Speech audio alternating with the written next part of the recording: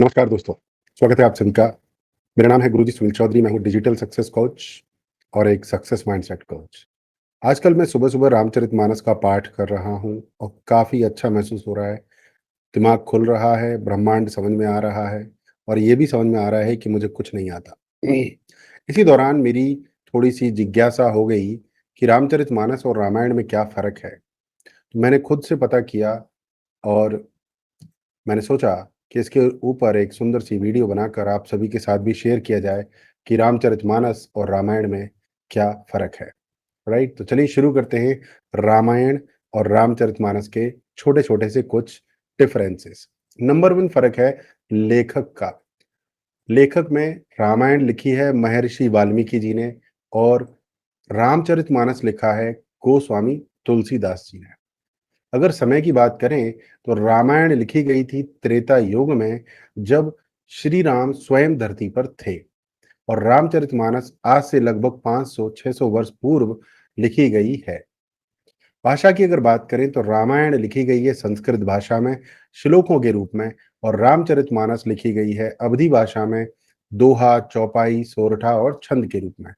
अगर शैली की बात करें तो रामायण क्लासिकल शास्त्रीय शैली, गूढ़ और ब्राह्मणों के लिए उपयुक्त है और रामचरितमानस भक्तिपूर्ण शैली, सरल, जन जन के लिए सुलभ है। और लक्ष्य की बात करें तो रामायण का लक्ष्य है विद्वानों के लिए, कठिन है इसको थोड़ा समझना, तो विद्वान लोग ज़्यादा अच्छे से समझ सकते हैं। और रामचरितमानस का जो लक्ष्य है आम जनता के लिए, बालक भी समझे, वृद्ध भी समझे, सभी लोग समझ सकते हैं। फिर आता है प्रसंग। तो रामायण में मूल कथा दी गई है, जो ओरिजिनल कथा है श्री राम जी की।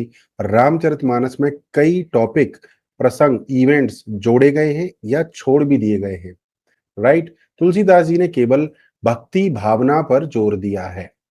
उन्होंने इस बात पर जोर नहीं दिया कि सारी डिटेल्स होनी चाहिए। अनेक अलौकिक घटनाएं रामचरितमानस में नहीं है जो कि रामायण में थीं। ठीक है?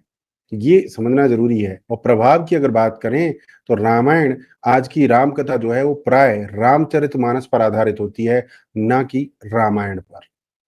ठीक है? भावनात्मक जुड़ाव और लोक भाषा की वजह से रामचरितमानस ज़्यादा लोगों को प्रिय है। वर्तमान में अगर देखा जाए तो श्रीमद् वाल्मीकि रामायण शास्त्रीय अध्ययन के हेतु उपयोग की जाती है, जबकि रामचरितमानस कथा वाचन, कीर्तन, पाठ और सामाजिक प्रसंगों में इस्तेमाल की जाती है। इनके सार की अगर बात की जाए तो रामायण का सार है कि एक हिस्टोरिकल डॉक्यूमेंट है, इतिहास का दस्तावेज है और रामचरितमानस भक्ति का महासागर है। मुझे कमेंट करके बताइए कि आपको ये जो फैक्ट्स हैं रामचरितमानस के और रामायण के कैसे लगे। हमारे चैनल को सब्सक्राइब करें, बेल आइकन दबाएं और हमारे चैनल के साथ जुड़े रहें। कमेंट करके बताएं कैसा लगा और जुड़े रहिए। आप सुन रहे थे Guruji Sunil Chaudhary digital success coach को। मैं पूरी तरह से तैयार हूँ आपकी मदद करने के लिए, डिजिटल दुनिया में एक बहुत बड़ा तांडव मचाने के लिए। नमस्कार, जय हिंद, जय भारत।